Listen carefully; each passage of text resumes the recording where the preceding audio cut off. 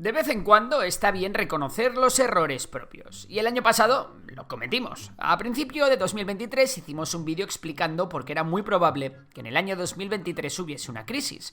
De hecho, yo no era el único que pensaba en ello. La mayor parte de analistas y CEOs de grandes empresas también apuntaban en esa dirección. Sin embargo, en economía a veces 2 y 2 no son 4, y cuando todo el mundo espera algo simplemente no se da. Además, 2023 tampoco ha sido un camino de rosas, así que en el vídeo de hoy vamos a hacernos varias preguntas que merecen una respuesta. ¿Realmente no ha habido crisis? Y si es así, ¿por qué no la ha habido? ¿Tan difícil era de prever todo lo que ha pasado? Pues venga, pónganse cómodos que ahora mismo lo vamos a ver.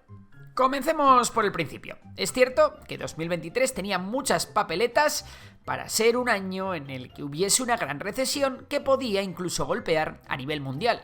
Sin embargo, esta recesión no se ha dado, pero quizás no debemos echar las campanas al vuelo porque en lo que a la economía respecta, las cosas tampoco han ido demasiado bien. De hecho, hay lugares donde la economía ha ido rematadamente mal. Y si no, preguntad en Argentina, que a falta de los datos de diciembre de 2023 ha acumulado una inflación del 160,9% en los primeros 11 meses del año.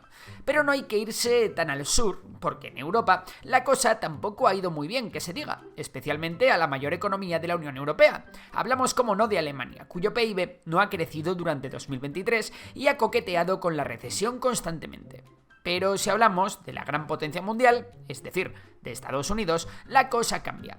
La economía estadounidense ha mostrado un buen desempeño en 2023. A pesar de que parecía que el país se encaminaba hacia una inevitable recesión que explotaría más pronto que tarde, fruto de la gran subida de tipos de interés, la realidad ha sido muy distinta. No obstante, en marzo nos llevamos un buen susto después de la quiebra del Silicon Valley Bank y algún que otro banco más, y también ante la inminente caída del Credit Suisse, que al final fue absorbido por el HSBC. En ambos casos, las autoridades reaccionaron a tiempo y consiguieron reconducir la situación. También parecía que la recesión había llegado cuando las grandes empresas tecnológicas como Google, Meta, Twitter, Spotify, Shopify, Amazon o Dropbox hicieron una gran ola de despidos. Sin embargo, aquello fue un espejismo, que simplemente sirvió para mejorar la eficiencia de estas empresas. Sin embargo, la gran sorpresa del año llegó en el tercer trimestre, y es que fue entonces cuando la economía de Estados Unidos creció un 4,9%. Unos datos impresionantes vistas las perspectivas que había. A China le ha pasado un poco lo mismo. El gigante asiático venía de una durísima política de COVID-0 y este año le tocaba volver a abrirse al mundo. No obstante, China también tendría su particular susto después de que su gran gigante de la construcción, la constructora Evergrande, anunciase que tenía grandes problemas por haberse endeudado demasiado. El gobierno chino también reaccionó a tiempo y ha conseguido, al menos de momento, enderezar el rumbo de su economía. Y esta crece a muy buen ritmo. Así que con esto más o menos respondemos a la primera pregunta. Efectivamente, no ha habido una gran recesión y salvo en países muy contados, la economía ha ido bien o incluso muy bien. Ahora vamos a ver por qué ha pasado esto. Si os acordáis, el principal motivo por el cual casi todo el mundo predecía una recesión era porque veníamos de un 2022 en el que la inflación era altísima. Para combatir esta gran subida de precios, los principales bancos centrales subieron una barbaridad los tipos de interés, tratando de enfriar la economía, o lo que es lo mismo, darle un buen frenazo a esta. Ya sabéis que subir los tipos de interés significa que el Banco Central cobrará un mayor interés por prestar dinero al resto de bancos, y estos, por tanto, subirán también el interés de sus préstamos que hacen a familias y empresas. Unas familias que por tanto gastarán menos en casas, coches y vacaciones, y unas empresas que invertirán menos en personal, maquinaria o nuevas fábricas. A su vez, la Reserva Federal, que es el Banco Central de Estados Unidos, también se ha dedicado a retirar dinero de la circulación. Una política que tiene un nombre, el Quantitative Tightening. Vale, entonces, ¿por qué si ha habido menos dinero en circulación? Y si el crédito se ha encarecido, ¿no ha habido recesión como ha ocurrido siempre que ha pasado esto? Veamos. Porque hay varios motivos. El primero es el ahorro que las familias habían acumulado durante los años del COVID. El tema aquí es que el principal fenómeno que mueve las economías es el consumo. Cuando el consumo de las familias es elevado, la economía suele ir bien. Sin embargo, cuando este consumo cae, las empresas se resienten porque venden menos, llegan los despidos y entonces se consume aún menos y se entra en un círculo vicioso muy negativo. En un escenario de tipos de interés tan altos como los que tenemos ahora, el consumo se tendría que haber resentido. Sin embargo, muchas familias han tirado de ahorros. ¿Y por qué las familias tenían tantos ahorros? Pues porque durante el 2020 y 2021 estas ahorraron bastante, ya que no se podía viajar, estuvimos muchísimo tiempo confinados en casa y todas esas cosas hicieron que durante la pandemia gastásemos menos.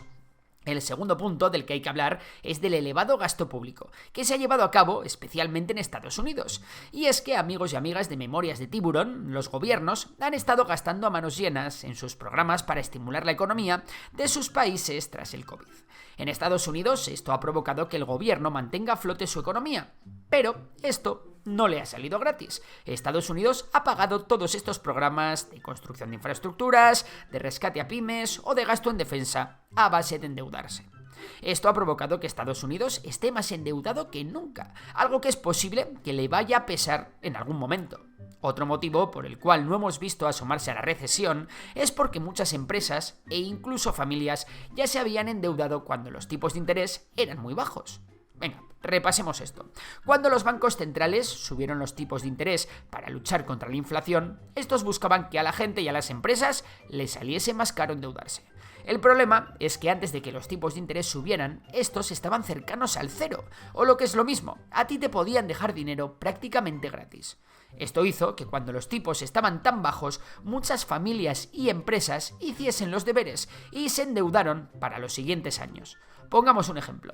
Imagina que tú tienes una empresa y que en 2022 pediste un préstamo de 1 millón de euros para comprarte una nueva nave en la que fabricar tus productos y que ese préstamo lo tienes que devolver en 5 años. Pues bien, eso quiere decir que hasta 2026 el interés que pagas por tu deuda no va a variar y por tanto la subida de tipos de interés no te va a afectar.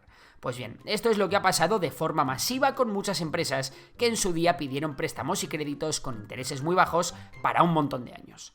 La cuarta pata que ha evitado una gran recesión en el año 2023 es la estabilización de las cadenas de suministro. Uno de los grandes problemas de 2021 y 2022 fue que la demanda era más alta que la oferta, y muchos países donde se producían todo tipo de productos y de componentes tenían problemas para atender a todos los pedidos que les llegaban.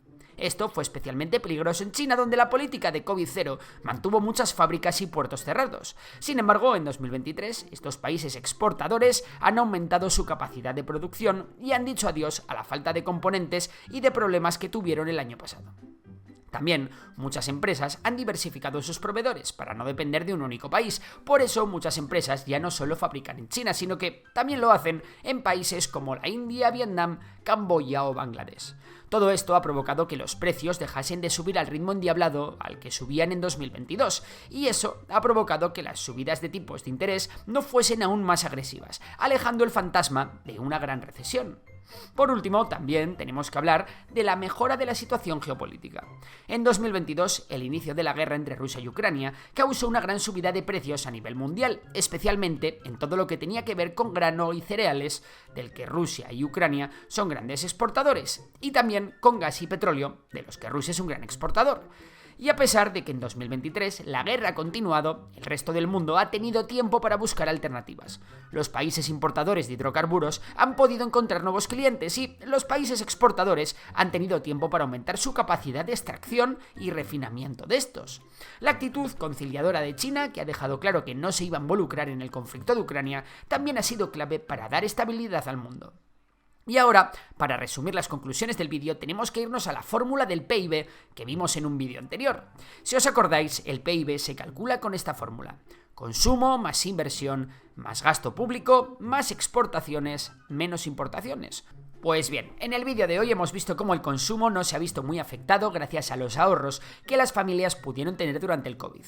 La inversión no se ha visto muy afectada gracias a que muchas empresas habían cerrado préstamos y créditos cuando los intereses eran muy bajos.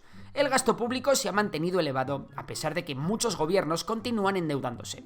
Como el consumo es elevado, los países continúan exportando a buen ritmo y muchas importaciones en los países desarrollados han bajado de precio, ya que la tensión geopolítica se ha disipado y las cadenas de suministro ya no están tan tensionadas. Y ahora que sabes todo esto, es tu turno. ¿La gran recesión que se pronosticaba el año pasado se ha cancelado o solo se ha retrasado? Venga, nos vemos en los comentarios. Por lo demás, recuerda que todos los viernes mandamos gratis nuestra newsletter sobre noticias económicas y en la que también tenemos contenido divulgativo y formativo. Así que nada, suscríbete gratis, que te dejo el link en la descripción y en el primer comentario. Por lo demás, un saludo y hasta la próxima.